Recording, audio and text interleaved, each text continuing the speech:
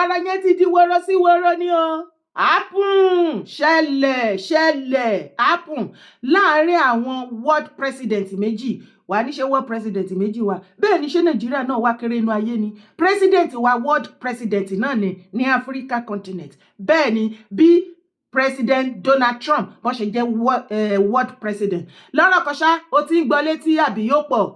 Trump places Nigeria on watch list over claims of anti-Christian violence. Okay. Allegation that Nigerian Christians face existential threat seems to mirror contested claims by right-wing lawmaker. Gbogbo bó ṣe pa àwọn Kristẹni káàkiri ní North. Gbogbo kìíní yẹn ó ti sú àwọn ìjọba Amẹ́ríkà báyìí sí wọ́n ti jókòó round table wípé ó yá Nigeria as a country had them on watch list. And you know what that means? Mo ń bọ̀ wá ṣàlàyé fún ẹ jẹ́ àsáré dé àwọn ibì kan. United States President Donald Trump has announced that Nigeria will be placed on a watch list for religious freedom based on vague claims that Christians in the country are being slaughtered by Muslims.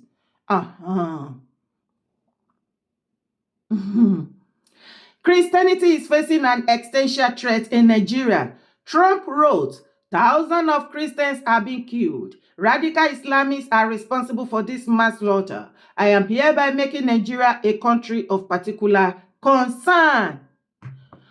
President Donald Trump, world president l'Amẹ́ríkà, wọ́n ti sọ̀rọ̀, ó ní kíni, ó ní I am hereby making Nigeria a country of particular concern. Tó já sí wípé wàhálà ìṣègàjù wọn ta ọ̀pá fún wọn. Mo ṣe mọ̀ pé Amẹ́ríkà wà lára àwọn tó ń supply Nigeria ní ọ̀pá. Tàtàtà. Wàhálà ti dé. Àṣẹ gbogbo ọ̀pá tí wọ́n ń supply wọn láti Amẹ́ríkà sí Nigeria láti lè fi protect ìwọ àti èmi àti àwọn dúkìá wa, àwọn northern leaders and elders tó bá ti dọ́wọ́ wọn, àwọn ni wọ́n lọ ń kó fún àwọn terrorists àti bandits. Rẹ́rẹ́ ti rún gan ni. Kọ́rọ̀ mi kó lè yẹ ṣé o ti gbọ́ wípé àwọn terrorists wọ́n ti yarí mọ́ ìjọba Tinubu lọ́wọ́ àti bàbá Tinubu ti yarí mọ́ àwọn terrorists lọ́wọ́. Ó ti di àgbò méjì. Ṣé lè yá ti mọ́ ni? Ilé yóò ti dé. Nàìjíríà ló ń jà lọ́wọ́. Ọkàn wá wo fídíò. Married entirely. This is what the Fulani are saying. What can go on there to Sharia? They say November, they should prepare, and December. Za su yi ta shiga da na jam'i. They'll be entering this village and these areas, and we don't have any security man here. An ji masu a kasan Birom. That they have wounded them in Birom land. Ko buga masu shi. They have killed their cows. A kasan Mangu. In Mango again, this is what the Fulani terrorists were telling her. This is a message. An ji masu. Look at somebody that already he has done worse to us, and they are the ones saying we have done worse to them. Mutanen Marish. Marish. Sun ji masu. That people of Marish, they kill their people. Su ba za su bari. They will not leave. When it comes to Fulani issues, the security of this nation, they turn their face away. But when it comes to us, with their two eyes, with their whole ammunition, tanks, they will invade our village. Tinubu, ṣé gbọ́ information tí woman yẹn fi sílẹ̀? Lára àwọn tí wọ́n jí gbé ni o. Ohun mẹ́sẹ̀jì ó dẹ̀ pé àwọn tó bá fẹ́ release wọ́n máa ń fún wọn ní mẹ́sẹ̀jì kan pàṣẹ sí àwọn aráàlú. Ṣé gbọ́ nǹkan tán sọ wípé wọ́n ṣẹ̀ṣẹ̀ fẹ́ bẹ̀rẹ̀ ni. They are coming in with full force. Bàbá Tinubu, ṣé wá rí wípé kán lọ clear wọn yẹn? Ẹ̀jẹ̀ ò máa lo bẹ́ẹ̀. At the same time, kẹ́ ẹ má kàn jẹ́ pé irọ́ lẹ ń pa. Kọ́ ẹ má bójú anything jẹ́ fún yín. Bẹ́ẹ̀ ṣe sọ yẹn, ẹ tún wá tú mi sọ. Mo ti sọ lẹ́ẹ̀kan, ẹ sọ fún wọn. Ẹ sọ fún àwọn northern leaders and elders. Láti sìn lọ, there's not going to be any repentant terrorists or repentant banditry. Repentant Boko Haram kankan kò sí bí kankan. Ẹ sọ fún gbogbo governor pátá. Kọ́ gbúdọ̀ ṣé kí ni kó any àfẹ́ gbúrò any repentant terrorist or bandit kankan mọ́. Wọ́n kó àwọn tó ń bá ìwà ní rí àbẹ̀ lọ kó wọn kẹ́ ṣọ́ wọn mọ́ bí tó bá yẹ kẹ́ ṣọ́ wọn mọ́. Ìdájọ́ ló kù ní sí ilé tá máa mú terrorist ẹ máa ní àṣẹmálù ní kán máa fọwọ́ pa wọ́n lórí. bàbá Tinubu ṣàmọ̀ ìpàrọ̀ yẹn ti di woro sí woro ó ti di woro sí woro bó ṣe ń gbọ́ mi lọ́wọ́lọ́wọ́ ǹjẹ́ ìwọ mọ̀ wípé lára Sharia law ó wà lára constitution Nàìjíríà tí wọ́n lò against àwa Nigeria citizen tó sọ Nigeria citizen tó sọ wá di ẹrú tó sọ terrorist àti bandit tó sọ wọ́n di ọmọ ó mọ̀ ó wà ń bẹ̀ nǹkan tí Nigeria government rò ipá wọn ń bò àṣírí mà títù bàbá Tinubu ẹ sọ fún Báyọ̀ Ọ̀nànúgà kó tó ṣáná sí government yín ṣe rí gbogbo ariwo tó kàn pa online there is nothing like that pé kinní kan ẹ jẹ́ kó máa yé Báyọ̀ Ọ̀nànúgà wípé information tẹ́yìn gan ò ní nínú Nàìjíríà wá ta wà lábúrọ̀dà ni wọ́n ní more than enough tí ó wà lọ́wọ́ ti yín gbogbo ilé tí Báyọ̀ Ọ̀nànúgà tó ń bọ́ síta bàbá tẹ́ ẹ̀ ń sọ yẹn bí ìgbà tẹ́ kàn ń bu petrol tẹ́ ẹ̀ fúẹ̀lì tẹ́ ẹ̀ ń bu petrol sínú ìjọba bàbá Tinubu ẹ jẹ́ má fọ̀rọ̀ ẹnu yín ká má fi kó bá bàbá yìí ká má fi kó bá ìjọba wọn.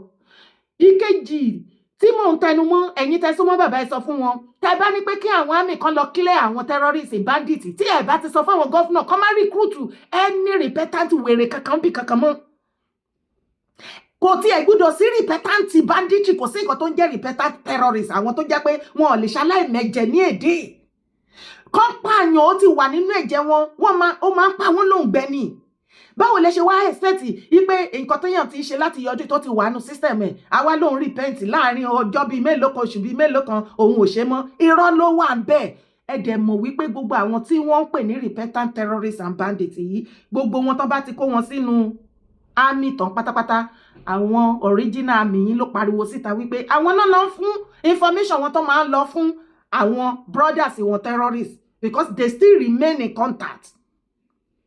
bàbá Tinubu ẹ mọ nǹkan tẹ́ ń ṣe o ẹ mọ nǹkan tẹ́ ń ṣe o tí ẹ bá stop nǹkan tí mo sọ fún ìtẹ́ bá kàn sọ wípé káwọn kan lọ clear kankan ọ̀rọ̀ tó wà lẹ́ ti kọjá eré pábíyẹ̀ deceive Nigerians is between you and world president and the whole western world this time around. tá a bá sọ wípé àwọn USA àti àwọn Britico àwọn ni wọ́n kógun jà wá ní north torí mineral resources tó ń wà ń bẹ̀ tó bá jẹ́ àwọn náà lọ́nà tó wá lò wípé òkè èyí tó ti alùbàtà ìdarin ó ti wá tó bẹ́ ṣe wá ń pa àwọn èèyàn yóò ti pọ̀ jù it has to stop. bàbá Tinubu ẹ má try pé fẹ́ stop ẹ̀ àbẹ́ fẹ́ defend anything ṣé mọ̀ wípé gbogbo wa la mọ̀ wípé mùsùlùmí ni yín ẹ̀dẹ̀gbà fún ìyàwó yín you allowed your wife to practice her own faith her own religion which is Christian not even just practicing she's one of the cleric there she's a pastor so bẹ́ẹ̀ ṣe practice religion ti yín ó yàtọ̀ sí ti not ẹ má dá sí o bẹ́ẹ̀ ṣe ń gbọ́ mi lọ́wọ́lọ́wọ́ ti di woro sí woro ìjọba US ti láwọn fẹ́ lọ hunt gbogbo àwọn cleric leader tí wọ́n forcefully Sharia sínú constitution tí wọ́n practice ní Nàìjíríà wàá nírà ni mò ń pa wá wo fídíò yìí náà. In the troublesome area of North Central, Northwest, and parts of the South, we must not allow this new threat to fester. We must be decisive and proactive. Let us smash the new snakes right in the head. I charge you, as the head of our nation's armed forces, to carry out your duties with patriotic zeal Nigerians expect result and not excuses. We are in a hurry to celebrate peace. I charge you also to be innovative, preemptive, and courageous. Let's stay ahead of those who seek to threaten our peace, freedom, and stability.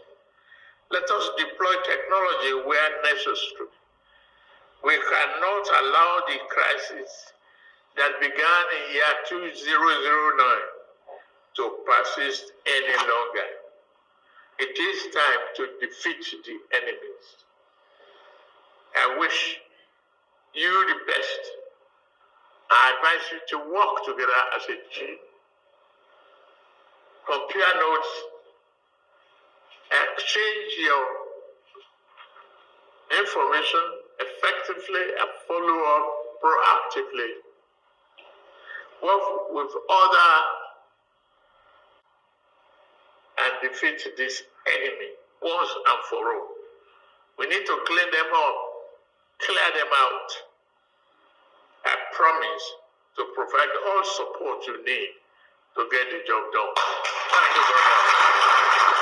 Ẹ̀yin tí ọ̀rọ̀ tó ń lọ lọ́wọ́lọ́wọ́ tó yé bàbá Tinubu èmi ò sọ wípé kẹ́ máa protect ìjọba yín o àbí kò yé yín ṣùgbọ́n bàbá Tinubu bẹ́ẹ̀ ṣe fi mẹ́sẹ̀jì ránṣẹ́ wípé kán lọ clear gbogbo àwọn terrorists àti banditry route everything kí wọ́n clear wọn ẹ fẹ́ gbúrò wọn mọ́ it's a good idea bàbá ó sì kù ibì kan tó yẹ ká ẹ gbé action lé lórí o ṣé rí eléyìí tí Ọ̀nànúgà spokesperson yín lára àwọn spokesperson yín tó ń defend yín online akọba yín Ọ̀nànúgà máa wà lára àwọn tó máa kóbá ìjọba yín ẹ lọ sọ fún kó ṣọ́ ọ̀rọ̀ ẹnu ẹ̀ ẹ lọ sọ fún kó ṣọ́ ọ̀rọ̀ ẹnu ẹ̀ ọ̀rọ̀ tó wà nílé ṣe ó ti kọjá ọ̀rọ̀ Nàìjíríà bàbá Tinubu Ọ̀nànúgà akọba yín ìyẹn ìkíní ìkejì bàbá bẹ́ẹ̀ ṣe ní pé kán lọ smash wọn kán wipe wọn off kán ṣe everything that you are ready kudos to you daddy God bless you the Jagaban ṣùgbọ́n kú ibi kejì kí iṣẹ́ yín kó lè yọ mo ní kí sáré já yín sinisa ẹ lọ ṣebí abẹ́ ìjọba yín ẹ̀yin ni bàbá everybody ní Nàìjíríà kò sí gọ́fúnà ilá kankan ìgàjọ nírè lọ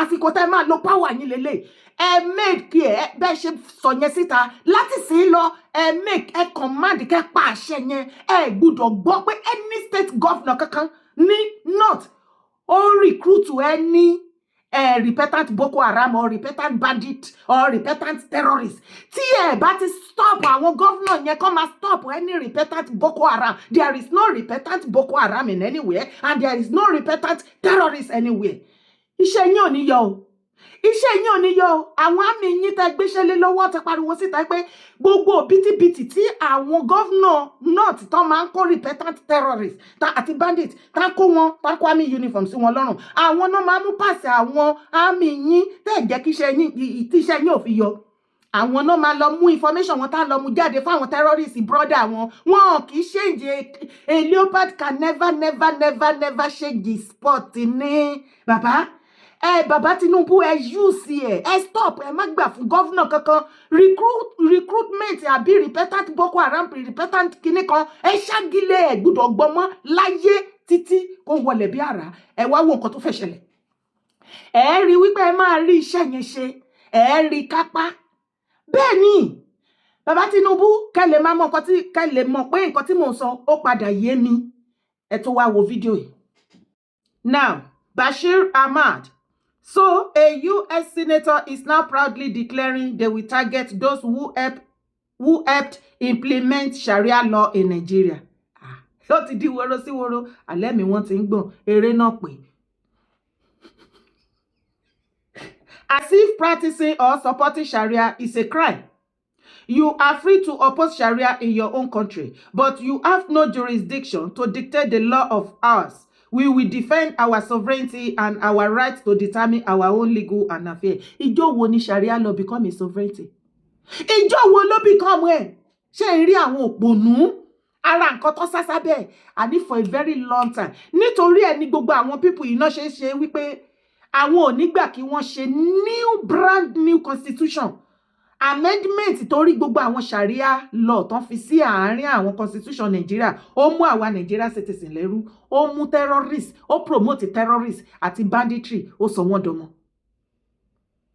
Bàbá Tinubu ẹ má try anything o torí níbi tí ọ̀rọ̀ Nigeria dé dúró ṣé mo pé bí ń para ìlú kò sí èrè kankan anybody wá jẹ nínú ìjọba yín ẹ tún tax wa pa.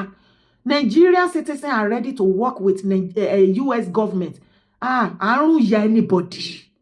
Bàbá ẹ̀mí yín ò lè gbé ẹ lè jẹ ayọ̀ tó wà lẹ́yẹ ẹ lè jẹ ẹ̀fọ́ tó ṣe rí kíní yẹn ó dàbí òróró ara ẹran ni o tí ẹ bá fi ara balẹ̀ kẹ́ fi ara balẹ̀ gé òróró á condemn gbogbo ẹran ṣé wá rí àwọn northern cleric àwọn Islamic cleric yẹn wọ́n wà lára àwọn tó ń support tó ń finá mọ́ ọ̀rọ̀ Christianity genocide yẹn ìdí ni wípé gbogbo ọ̀nà ibi tí gbogbo plan wọn against next coming election 2027 gbogbo ẹ̀lẹ́ flop wọ́n wá wò wípé tó bá support àwọn eléyìí ọ̀dẹ́jì ìjọba Amẹ́ríkà ló máa bá yín pò ẹ ní wà stabilize ẹ máa wà destabilize wọ́n á lè rí àyè ṣayín nífàsẹ́ gbogbo a máa gbóná lálálálálálá bíi ti ayé ìgbà Jonathan ṣé mo pọ́n ti wọ́n ní yín pé kẹ́ lọ rántí nǹkan tó ṣe fún àwọn Jonathan wọ́n wà lára àwọn tó ń ṣe kínní ibi tí ẹ̀rù Ọlọ́run ti bà mí nìyẹn wípé àwọn ni wọ́n pa wá àwọn náà lọ́lọ́run tó wá ń lò ní ìdàkejì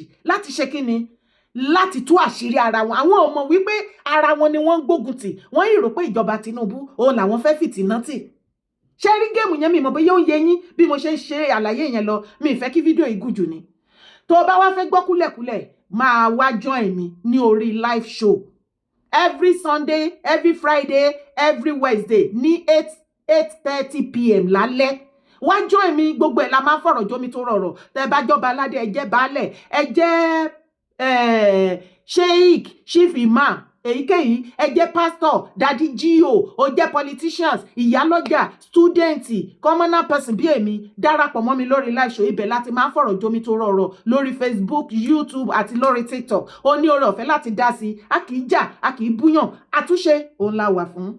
Ṣé ti rí nǹkan tí àwọn ará north tí wọ́n kà sí ẹ̀rù ti bà wọ́n. So a US senator is now proudly declaring they will target those who helped implement Sharia law in Nigeria, as if practicing or supporting Sharia is a crime. You are free to oppose Sharia in your own country, but you have no jurisdiction to dictate the laws of our house. We will defend our sovereignty and our right to determine our own legal and affair. Ṣùgbọ́n níbi comment section, trust Nigerian people now. Wọ́n bá ní gbogbo nǹkan kò ń ṣe bí comment yẹn. Wọ́n gbà sí fún eléyìí ní Sharia law should have no place in a country that is not a Muslim country. Nigeria is governed by its constitution, not Sharia. Eléyìí ní so Sharia law being used to govern Nigeria. Reply truthfully. Eléyìí ní good question. Eléyìí ní Sharia is your sovereignty. Ìkejìdálóní, do you even know what a sovereign country is? Eleni, exactly, this is the main question. Eleni, the Christians have the 10 commandments and the Muslims have the Sharia law. The two above should be practiced in the place of worship, not in governance or brought into constitution. Eleni, no country has prospered by using Sharia law as a major law. Many Western countries became rich through their laws. Few Arab nations became rich through their natural resources and not through Sharia law. Many are even moving away from Sharia law because resources can be there forever. Any country tó bá ti rí tó ti practice Sharia law nínú government wọn láti fi kó gbogbo mineral resources ni. Ẹ bá wa sọ fún Sultan Sokoto lẹ́nu ọjọ́ mẹ́ta ní abẹ́ nose ẹ̀ lábẹ́ imú ẹ̀. Wọ́n ṣe eradicate òbítíbitì àwọn Christian ni. Pẹ̀lú ṣọ́ọ̀ṣì tán ṣáná sí tán pa wọ́n dà síbẹ̀. Ǹjẹ́ rí kí Sultan bọ́ síta kó wá sọ̀rọ̀? Ó dákẹ́.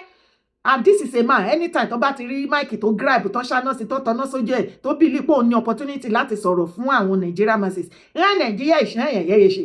Bóyá wọ́n Nàìjíríà wọ́n negotiable, bóyá kò wà negotiable, ẹ máa mọ̀. Bàbá Tinubu, ẹ ṣáná sí loud ẹ pé Nàìjíríà sí méjì, you have the power. You have the power. Ẹ fẹ́ fún Yorùbá nation. Ẹ fẹ́ Sharia. Ẹ pín sí méjì. Northern part of Nigeria, southern part of Nigeria. With that, there will be peace. Kí lẹ ní mo wí? Mo sọ yìí mo dúró ná. Mo sọ yìí mo dúró ná. Má gbàgbé láti bá mi share ètò yìí. Má sì gbàgbé láti bá mi support brand mi. By liking the video, thumb up, share, comment, and some other things. Òun ló fi ń bá mi support. Ire o.